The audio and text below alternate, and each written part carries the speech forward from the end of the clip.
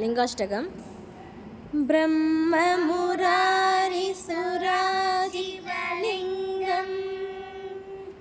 निर्मलभाषितशोभितलिङ्गं